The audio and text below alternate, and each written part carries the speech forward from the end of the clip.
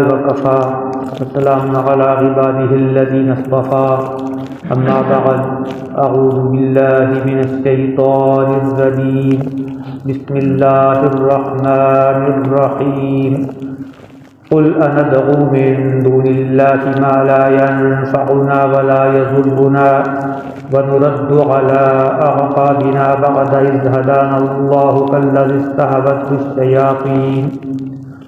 الشياطين في الأرض حيران له أصحاب يدعونه إلى الهدى ائتنا قل إن هدى الله هو الهدى وأمرنا لنسلم لرب العالمين وأن أقيموا الصلاة واتقوه وهو الذي إليه تحشرون وهو الذي خلق السماوات والأرض بالحق ويوم يقول كن فيكون قوله الحق وله الملك يوم ينفخ في الصور عالم الغيب والشهادة وهو الحكيم الخبير صدق الله العظيم۔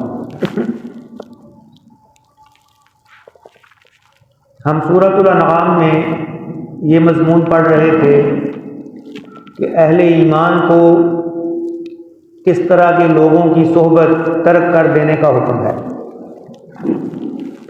وہ لوگ کہ جو اپنے دین کو ایک غیر سنجیدہ چیز سمجھتے ہیں، کھیل کود کی چیز سمجھتے ہیں، یا یہ کہ کھیل تماشا ہی ان کا دین بن گیا ہے، اور وہ لوگ جن کو دنیا کی زندگی نے دھوکے میں ڈال رکھا ہے، جو دنیا کے پیچھے پڑے ہوئے ہیں، ایسے لوگوں کے ساتھ گہرا ربط رکھنا، ان کے ساتھ زیادہ اٹھنا بیٹھنا، زیادہ وقت گزارنا، اس سے منع کیا گیا۔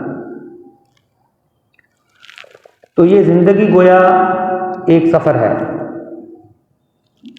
اور یہ مسافت اہل حق کے ساتھ، نیک لوگوں کے ساتھ طے کی جائے تو زندگی بھی اچھی گزرتی ہے اور اس کا انجام بھی اچھا ہو جاتا ہے، اور اگر اس کے لیے ایسے لوگوں کو آدمی منتخب کر لے کہ جو خود بھی راہ سے بھٹکے ہوئے ہیں، تو ان کے ساتھ رہ کر اگر راہ حق کا شعور ہے بھی تو وہ دھندلا جائے گا، اس پر عمل کی توفیق نہیں ہوگی، اور آدمی کی حالت وہ ہو جائے گی کہ وہ ایک عجیب تذبذب میں ہوگا کہ کدھر جاؤں۔ اس کی ایک مثال اس اگلی آیت میں جو آج ہم پڑھ رہے ہیں وہ بیان کی گئی ہے۔ نبی اکرم صلی اللہ علیہ وسلم سے خطاب ہے، قل کہہ دو اندعو من دون اللہ ما لا ينفعنا ولا يضرنا، کیا اللہ کے سوا ہم ان لوگوں کو، ان ہستیوں کو پکاریں جو نہ کوئی نفع پہنچا سکتے ہیں اور نہ کوئی نقصان کر سکتے ہیں؟ اللہ کے سوا آج تک اس دنیا میں جس کسی کو بھی پکارا گیا، جس کی بندگی کی گئی، جس کو لوگوں نے حاجت روا سمجھا، وہ کوئی بھی ہو اللہ کے سوا، وہ سب کے سب ان الفاظ کا مصداق ہیں کہ نہ وہ نفع پہنچا سکتے ہیں نہ وہ نقصان کر سکتے ہیں۔ ظاہری طور پر اگر آپ کو کوئی چیز، کوئی شخص اپنے لیے مفید نظر آتا ہے یا کسی سے کوئی نقصان پہنچ رہا ہے تو اس کے پیچھے بھی اللہ کا حکم ہوتا ہے۔ اللہ چاہتا ہے تو وہ چیز نفع بخش ہو جاتی ہے، اور اللہ کا حکم نہیں ہوتا تو وہ نفع بخش نہیں ہوتی یا الٹا نقصان دے رہی ہوتی ہے۔ کسی بھی شخص کے لیے سب سے زیادہ فائدہ مند چیز دنیاوی اعتبار سے وہ اس کے والدین ہوتے ہیں۔ والدین جتنا اپنی اولاد کے بارے میں مخلص ہوتے ہیں، خیر خواہ ہوتے ہیں، اور کوئی نہیں ہوتا دنیا میں، لیکن والدین کی یہ خیر خواہی اولاد کے حق میں یہ بھی تبھی تک چلتی ہے جب تک اللہ کا حکم ہوتا ہے۔ جب اللہ چاہے تو کسی کو والدین سے محروم کر دے، اور یہ بھی ہو سکتا ہے کہ دونوں والدین زندہ ہیں اور ان کے درمیان اختلاف ہو گیا، جدائی ہو گئی، اور وہ والدین جو اولاد کے لیے رحمت تھے، اولاد کے لیے وہ ایک مصیبت بن گئے۔ تو دنیا میں کوئی چیز، وہ کوئی انسان ہے، کوئی بے جان چیز ہے، کچھ بھی ہو، یہاں تک کہ انسانوں میں سب سے افضل ہستیاں وہ اللہ کے نبی ہیں، اس بے بسی میں وہ بھی شامل ہیں۔ اللہ کے مقابلے میں نہ وہ کوئی نفع پہنچا سکتے ہیں نہ کوئی نقصان کر سکتے ہیں۔ نبی اکرم صلی اللہ علیہ وسلم سے تو خود کہلوایا گیا، لا املک لنفسی ضرا ولا نفع، میں تو اپنی جان کے لیے کسی نفع اور نقصان کا مالک نہیں، میں یہ چاہوں کہ یہ فائدہ مجھے مل جائے تو جب تک اللہ نہیں چاہے گا وہ نہیں ملے گا، اور میں یہ چاہوں کہ میں اس نقصان سے بچ جاؤں تو جب تک اللہ نہیں چاہے گا میں نہیں بچ سکوں گا۔ تو کیا ہم اللہ کو چھوڑ کر ان ہستیوں کو جن کی کفار مکہ بندگی کر رہے تھے، جن کو پکارا کرتے تھے، اور مسلمانوں کو بھی وہ ترغیب دیتے تھے کہ تم واپس اسی دین پر آ جاؤ، تو کیا ہم اللہ کو چھوڑ کر ان کو پکارنا شروع کر دیں جو نہ کوئی نفع پہنچا سکتے ہیں نہ کوئی نقصان کر سکتے ہیں؟ وَنُرَدُّ عَلَىٰ أَعْقَابِنَا بَعْدَ إِذْ هَدَانَا اللَّهُ، اور ہم اپنے قدموں پر الٹے پلٹ جائیں اس کے بعد کہ اللہ ہمیں ہدایت دے چکا۔ اللہ نے ہمارے لیے ہدایت کا سامان کر دیا، ہمیں سیدھی راہ پتہ چل گئی، تو کیا ہم واپس گمراہی میں چلیں گے جس کو چھوڑ کر آئے ہیں؟ آگے وہ مثال ہے، کَالَّذِی اسْتَحْوَتْهُ الشَّیَاطِینُ فِی الْأَرْضِ حَیْرَانٍ، اس شخص کی طرح کہ جس کو شیاطین نے یا جنات نے گمراہ کر دیا ہو جنگل میں، اور پھر وہ حیران ہو، تذبذب میں ہو، گم گو میں ہو، اسے سمجھ نہ آ رہی ہو کہ میں کہاں آ گیا۔ یہ اہل عرب میں اور باقی قوموں میں بھی ایک تصور تھا کہ انجان راہوں میں جب آدمی کوئی بھٹکتا ہے تو کہتے ہیں کہ اس کو غول بیابانی نے گمراہ کر دیا۔ یہ کچھ جنات ہوتے ہیں جو لوگوں کو گمراہ کر دیتے ہیں، کبھی وہ انسانی شکل میں آ کر بھی گمراہ کر سکتے ہیں اور کبھی دل کے اندر غلط خیال ڈال کے بھی گمراہ کر سکتے ہیں کہ ادھر نہیں ادھر جاؤ۔ تو یہ ایسے شخص کی مثال ہے۔ آگے فرمایا لَهُ وَصَحَابٌ يَدْعُونَهُ إِلَى الْهُدَى ائْتِنَا، اور ایسے گمراہ کیے ہوئے آدمی کے کچھ ساتھی ہیں جو اس کے رفیق سفر تھے، وہ اس کو بلا رہے ہیں صحیح راہ کی طرف، يَدْعُونَهُ إِلَى الْهُدَى، ہدایت کی طرف بلا رہے ہیں، آوازیں دے رہے ہیں کہ آؤ ہمارے پاس آ جاؤ، لیکن وہ حیران و ششدر ہے۔ تو گویا مثال یوں بیان کی گئی کہ کچھ لوگ اکٹھے سفر پہ جا رہے ہیں اور ان میں سے ایک آدمی یا ایک گروہ وہ راستہ بھٹک جاتا ہے، اور اس کے وہ ساتھی جو راہ راست پر ہیں وہ ان کو بلا بھی رہے ہیں کہ آؤ واپس ہمارے راستے پہ آ جاؤ، لیکن وہ جنات کا یا شیاطین کا ایسا اثر ہے کہ انہیں سمجھ نہیں آ رہی کہ ہم کیا کریں۔ تو اس کا بیان کرنے کا مقصد یہاں یہ ہے کہ اگر ہم اللہ کے سوا دوبارہ ایسی ہستیوں کو پکاریں جو نفع اور نقصان کی مالک نہیں، اور اس کے بعد کہ اللہ ہمیں ہدایت دے چکا ہم اپنے قدموں پر پلٹ جائیں، تو پھر ہماری مثال تو ایسے آدمی کی بن جائے گی کہ جو اچھا بھلا سیدھے راستے پہ جا رہا تھا اور کچھ جنات نے، شیاطین نے اس کو گمراہ کیا. اس کو بلانے والے بلا بھی رہے ہیں لیکن وہ راہ راست پہ نہیں آ رہا.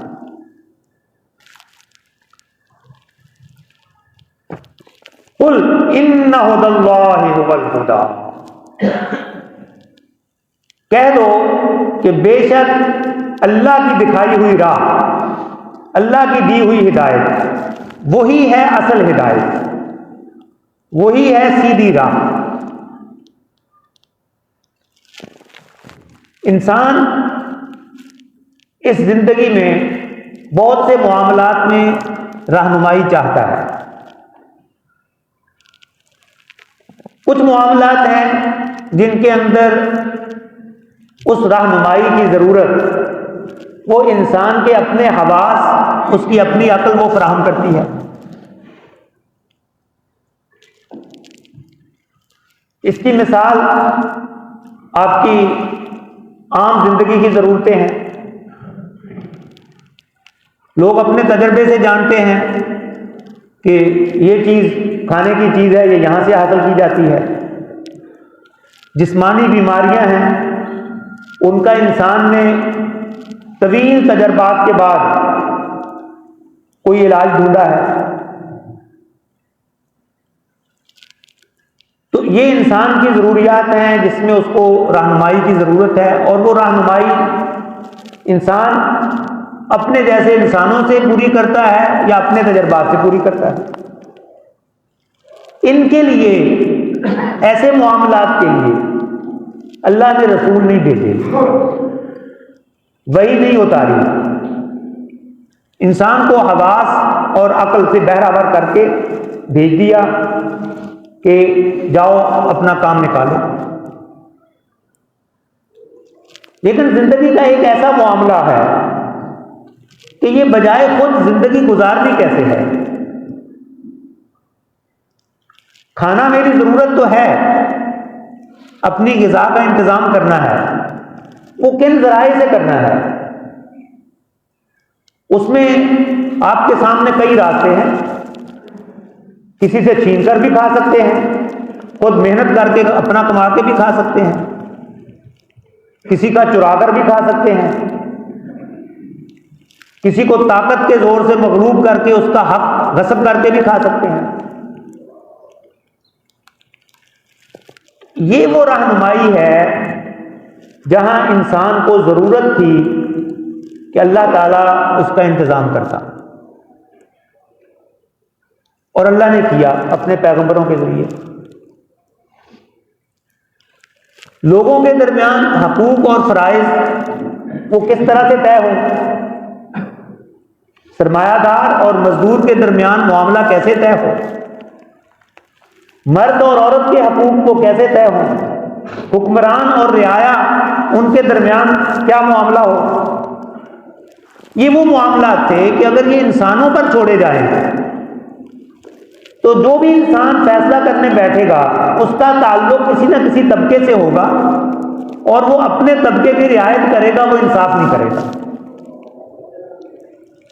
مرد اور عورت کے معاملے میں دیکھ لیں، اگر مرد اور عورت کے درمیان کیا حقوق ہونے چاہیے، کس کے کیا فرائض ہونے چاہیے، اگر یہ مرد بیٹھ کر فیصلہ کریں گے تو وہ عورتوں کے ساتھ زیادتی کر سکتے ہیں، عورتیں بیٹھ کے یہ فیصلہ کریں گی تو وہ مردوں کے ساتھ بھی زیادتی کر سکتی ہیں. حکمران طبقہ بیٹھ کے فیصلہ کرے گا تو وہ رعایا کو محروم کرے گا. اگر رعایا کو بہت اختیار دیا جائے گا تو وہ ملک میں بغاوت اور بدامنی پیدا کریں گے. یہاں انسان کی خواہشات وہ اس کو راہ راست پر، عدل پر نہیں رہنے دیتی. تو اللہ تعالیٰ نے خاص اپنے رسول بھیجے اس کام کے لیے کہ وہ لوگوں کو راہ حق دکھائیں، اللہ کی پہچان کرائیں. ہاں، سب سے بڑا مسئلہ تو یہ ہے کہ میرا مالک کون ہے. کیا یہ بات تجربات پہ چھوڑ دی جاتی کہ تم خود تحقیق کرتے رہو اور ڈھونڈتے رہو؟ باقی معاملات میں، جسمانی بیماریوں میں غلطی کی گنجائش ہے. آج سے 1 صدی پہلے کسی بیماری کا کچھ علاج ہوتا تھا، بعد میں پتہ چلا کہ نہیں، یہ تو غلط علاج تھا، اصل صحیح علاج یہ ہے۔ اور جو آج ہو رہا ہے، آج سے 50 سال بعد شاید پتہ چلے یہ بھی غلط تھا۔ لیکن اس سے نقصان کیا ہوا؟ اس سے جو بھی نقصان ہوا علاج معالجے کی غلطی میں، اس کی گنجائش ہے کہ یہ زندگی تو ویسے بھی ختم ہونی ہے، وہ اگر علاج میں کوتاہی سے پہلے ختم ہو گئی تو کیا قیامت آ گئی۔ لیکن وہ زندگی جو ختم ہی نہیں ہونی، اس کے اندر کامیابی کی جگہ ناکامی والی راہ اختیار کر لی تو پھر اس کی تلافی نہیں ہو سکتی۔ وہ معاملہ بہت سنجیدہ ہے، اسے اللہ نے ہمارے حواس پر، ہماری عقل پر نہیں چھوڑا، وہ اپنے ذمے لیا ہے کہ اپنے خاص رسول بھیجے، ان کی تعلیم وہ ہم تک پہنچی، جس کے ذریعے ہم ایک تو اپنے رب کو پہچانیں کہ ہمارا مالک کون ہے، وہ ہم سے کیا چاہتا ہے، ہم اس کو کیسے خوش کر سکتے ہیں، اس نہ ختم ہونے والی زندگی میں کیسے کامیاب ہو سکتے ہیں۔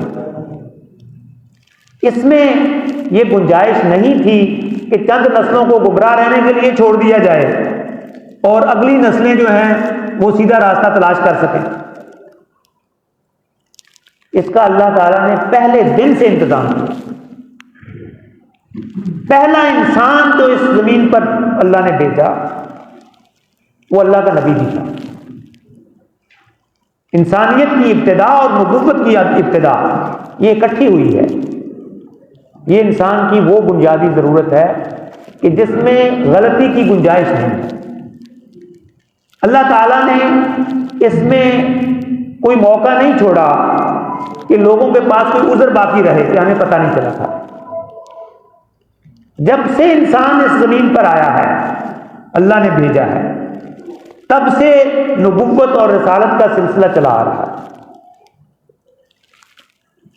اگر کسی وقت میں کوئی نبی موجود نہیں ہے تو کسی نبی کی تعلیم موجود ہے دنیا میں،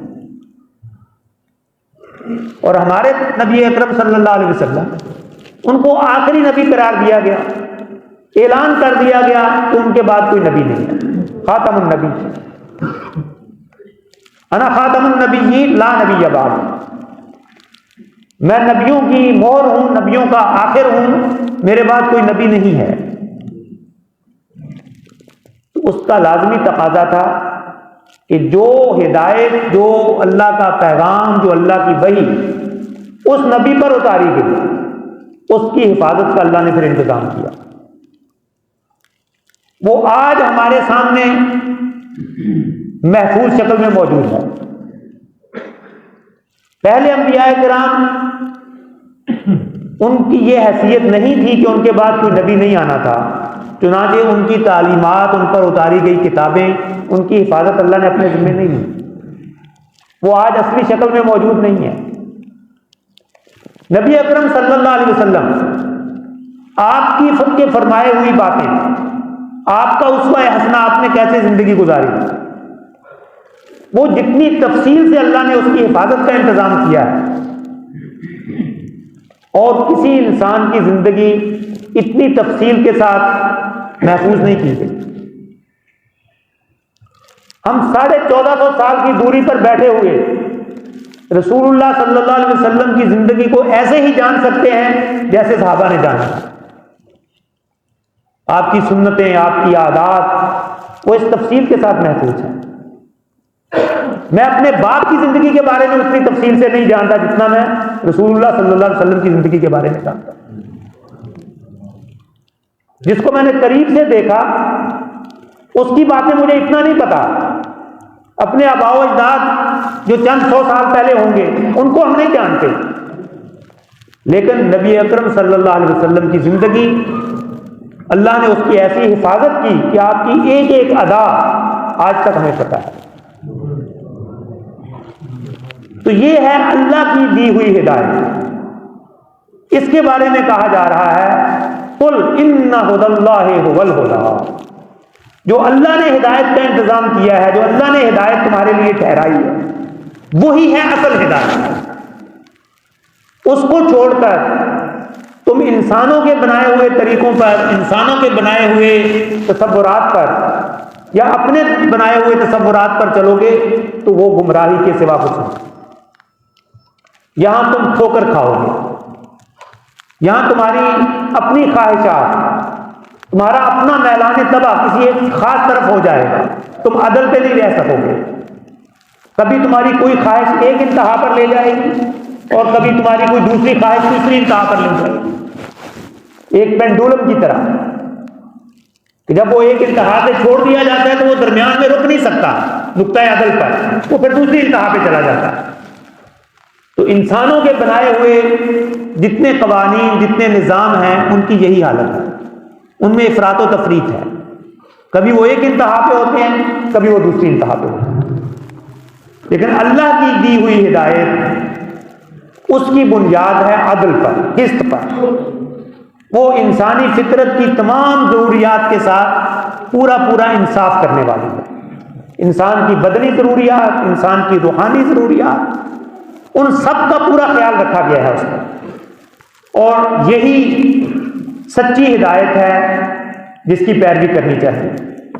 وَأُمِرْنَا لِنُسْلِمَ لِرَبِّ الْعَالَمِينَ، کہہ دو کہ اللہ ہی کی ہدایت ہے اصل ہدایت، اور یہ بھی کہہ دو کہ ہمیں حکم دیا گیا ہے کہ رب العالمین کے فرما بردار بن جائیں، لنسلم، اپنا آپ رب العالمین کے سپرد کر دیں۔ لفظ اسلام اسی سے ہے، اسلم یسلم اسلاما، بالکل سر تسلیم خم کر دینا، سرنڈر کر دینا، اپنی مرضی سے دستبردار ہو جانا کہ اب میرا کچھ نہیں ہے، نہ میں کسی اور کی مانوں گا، نہ میں اپنی مانوں گا، میں صرف اللہ کی مانوں گا۔ یہ ہے اپنے آپ کو اللہ کے سپرد کر دیں کہ وہ جدھر کہے گا میں ادھر جاؤں گا۔ جیسے کسی جانور کی نکیل اس کے مالک کے ہاتھ میں ہوتی ہے اور وہ جہاں چاہے اس کو لے جاتا ہے، وہ جانور ادھر ہی جاتا ہے۔ تو ایسے ہی اسلام کا مطلب ہی یہ ہے کہ ایک مسلمان کو اپنی نکیل اللہ کے ہاتھ پکڑا چکا، اللہ کے نمائندے اس کے پیغمبر ہیں۔ تو گویا من اطاع الرسول فقد اطاع اللہ، جس نے رسول کی اطاعت کی اس نے اللہ کی اطاعت۔ تو ہم اپنی نکیل اللہ کے رسول کو دے چکے ہیں، جو وہ کہیں گے وہ ہم نے کرنا ہے۔ یہ ہے اسلام کی حقیقت۔